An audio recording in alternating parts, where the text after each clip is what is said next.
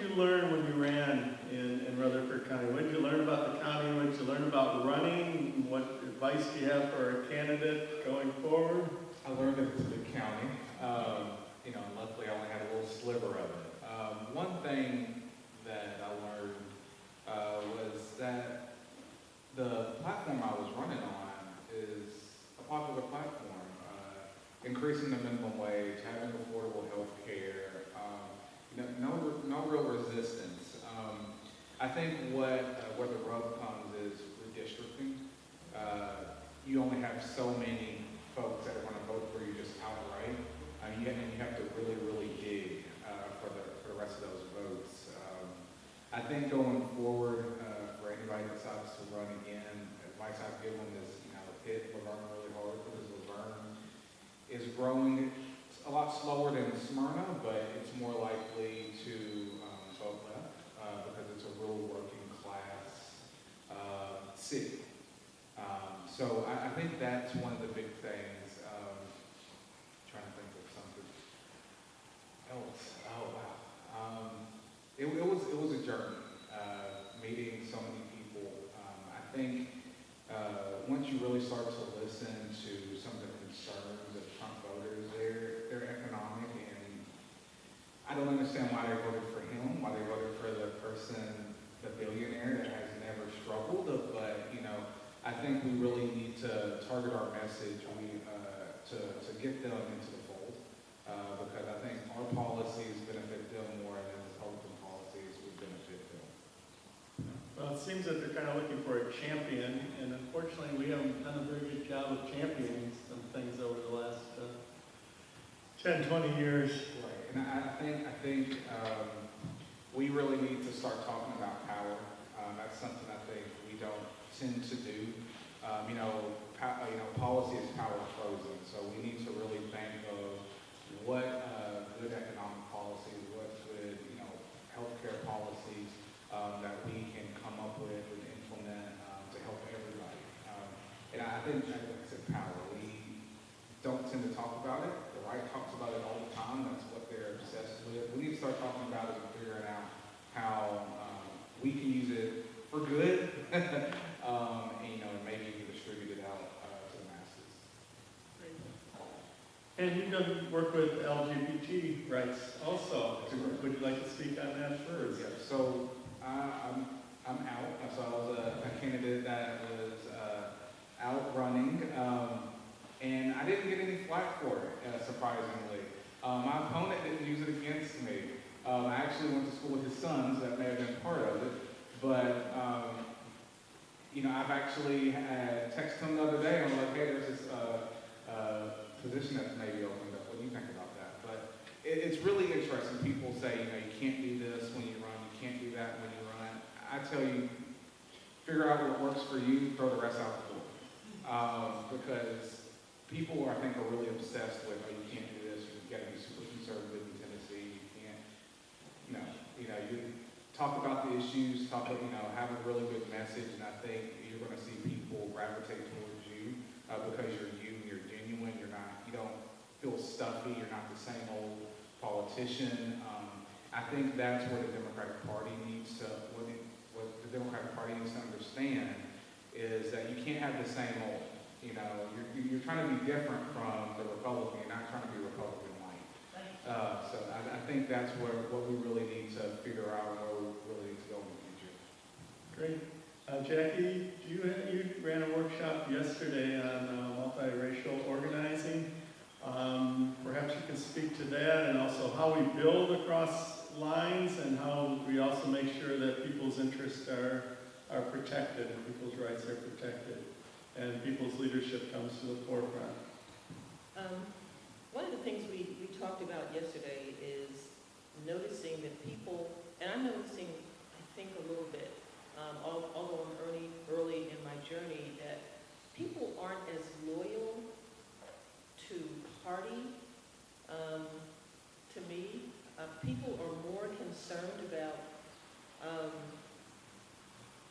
who's going to make a difference, who's going to be their champion, and maybe, a lot of that was why people turned to Trump. He kind of came up like he big man that was going to step in and make everything, okay. But this is an opportunity for us as progressives, liberals, whatever you wish to call yourself, Democrat. I think this is an opportunity for us to step into what I see an increasing vacuum where people, I don't think there's so much plugged into I'm a Republican or I'm Democrat. I think we talked about there being a lot of people in the middle who are trying to figure out just where am I going to fit, where am I going to plug in so that people address the things that are important to me and the welfare of my family. So another reason why we are going to have to extend ourselves and really begin to bring in people who generally aren't plugged into a lot of the things that we do, that we're passionate about. And I think they could be, especially if they think it's going to address their needs. Yesterday in the workshop that I had, I explained to the room that everybody listening, let me see, how can I put that? Probably everyone in this room is involved in an organization. I want us to be very mindful about who are the people engaged in the organizations in which we've attached ourselves to.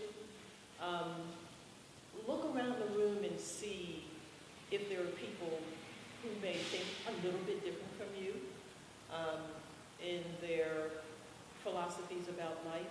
People who may look a little different from you. Look for the quiet people who are showing up and they're not saying very much, but they're listening. We have to do a better job of bringing in and engaging people that maybe we're not comfortable, or maybe not uncomfortable. We're just not accustomed on a day-to-day regular basis. They're not in our circle, but they're coming to the table. And it may be only one or two or three. Pay attention to the one or two or three that seem to be a little different from you outwardly, and engage them and get them to be comfortable enough to bring one or two or three. We've got to do a better job.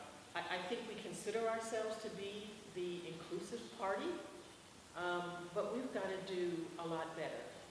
I've heard a lot of people talk about, that term is attached to Democrats, but I've heard people speak on that as I've begun to travel, that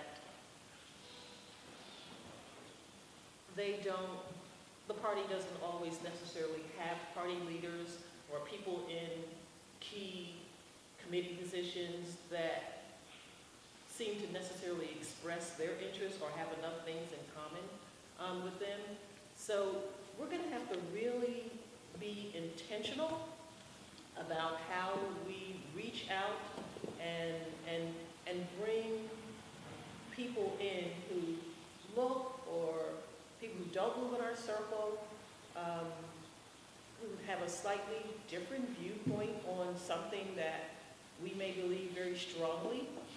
I just want us to think about being more intentional.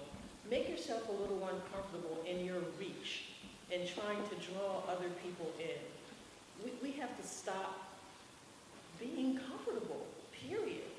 That's one of the reasons that I decided to take this journey. I don't know anything or in Appalachia. I don't have a clue, but I want to know. I want to know people in places where I've never been. I want to know people who think very differently about a lot of things that I was taught when I grew up. I'm a city girl, a Yankee city girl at that.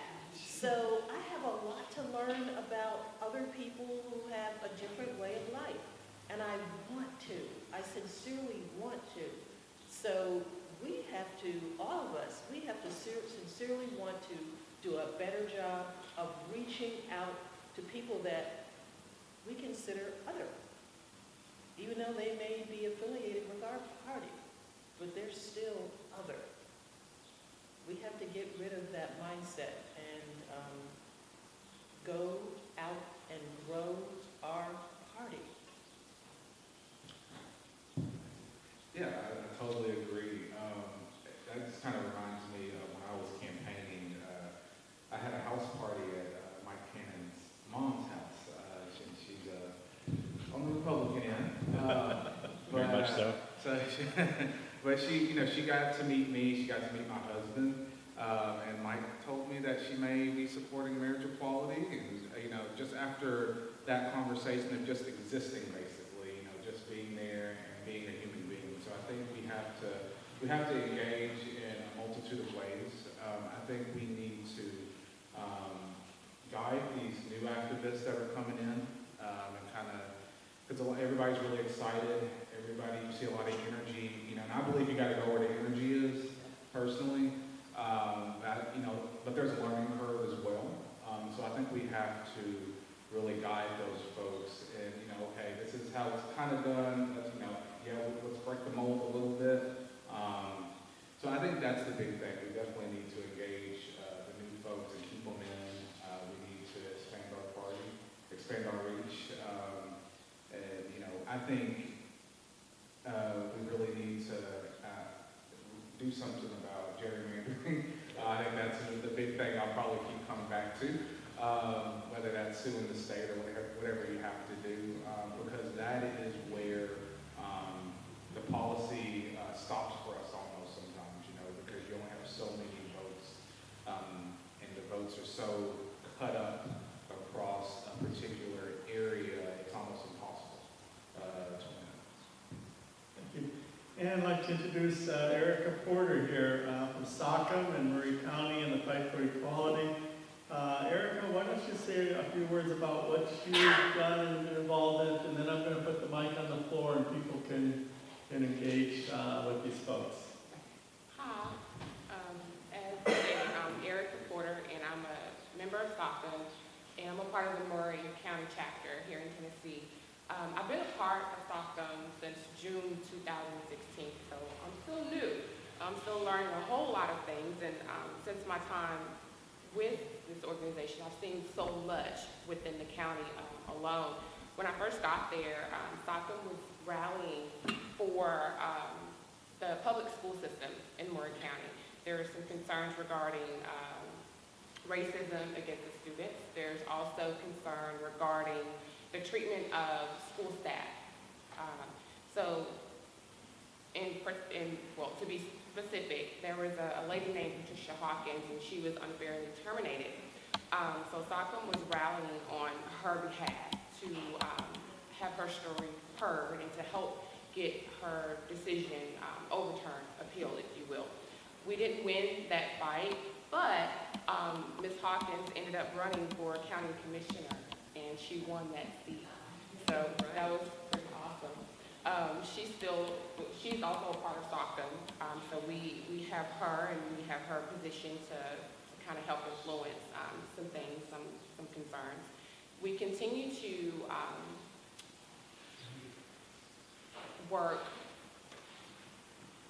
we continue to try to address concerns regarding the school system there. Every Thursday we're at school board meetings. We're standing up, we're voicing our concerns, we're trying to. There's some instances in which we are shut down, we're not allowed to speak, but there are some instances in which we are. We're trying to bring attention to the poor leadership of the superintendent. We're trying to bring attention to the teachers not having a contract. And it's been about a year now, and they still don't have approval over their contract. And there's no excuse for it.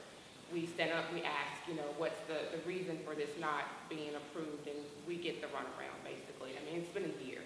What can you say? A year. These teachers are working without a contract. It's unacceptable. But like I said, we're always given excuses as to why it's not being approved. While fighting towards that issue, another issue arose where the teachers didn't get paid on time. They did get paid, but they didn't get paid on time, which, as all of us know, is an issue because we align our bills with our payment, with our paycheck. So if we have something set up to be paid on a Thursday, but we don't get our payment until Friday or Monday, then we incur charges and fees and things of that nature. The system that's being used to pay the teachers, there's been concerns about the system mentioned before, but this last issue that arose has never been an issue until now. We've never had this amount of teachers or staff not being paid their monies. So that was a big deal, but I do want to say that they did get paid, but it was late, still a big issue, and the superintendent, instead of taking responsibility for the system not being a good system, he gave another excuse or a poor excuse as to why the teachers weren't paid on time. So again, we have a superintendent that is exhibiting poor leadership. He's not communicating with the staff. He's not being honest with the public about things that are occurring. So we're continuing to fight against this superintendent. The chapter got together and agreed to reach out to the comptroller office to initiate an audit. And results came back, and there were findings of some mismanagement of funds. So that's exciting too, that we were able to get that initiated, and that's an ongoing investigation right now. In addition to that, the chapter helped to get the renaming of a street called Negro Creek Road. I don't have to tell you why that name is insulting, but the street was changed. It's no longer Negro Creek Road. It's now Johnson Road, if I'm not mistaken, and the name came from a person who's lived on that road for years. But that's another, awesome thing that Maury County has contributed to doing. We are still, fighting the issue with public school systems. It's not just Maury County, it's across the entire state. As some of you may know, the social justice team, for example, they're fighting against the school voucher program that's trying to be launched specifically in Memphis. They're trying to use that as the pilot program, I guess you could say. Memphis is, typically you have a lot of black people there, a lot of poor black people there. So it's interesting that they always like to choose Memphis as their pilot program. But it's not just Memphis, it's Nashville, it's across the entire state. So the social justice program and Maury County, we're all trying to work together to combat that issue. So Maury County, though, speaking about Maury County, we're doing a lot, and I've observed a lot since being there, since June 2016. I can't really speak to much that they've done before that, not to say that they haven't done anything, because they have, but just from June 16 to March 2017, I've seen so much, and I'm super excited to be a part of SOCM and the individual programs within SOCM, because we're really making some changes, and I think it's amazing, it's uplifting, it's encouraging that I can go and I can tell friends and family members or things that I see, the awesome people that I meet, the advice that I get from my fellow team members, the encouragement, how we all work together towards the same goal, whether it's Maury County or Davidson or Knoxville. We're all working toward the same goal, and it's just so amazing, and it's humbling too for me. And I'm just super excited. I look tired right now because I am, but I'm super excited on the inside, I assure y'all. And there's never a dull moment, never a dull moment. And I'm super excited about the present. I'm super excited about the future. I'm excited. All right, thank you. Thank you.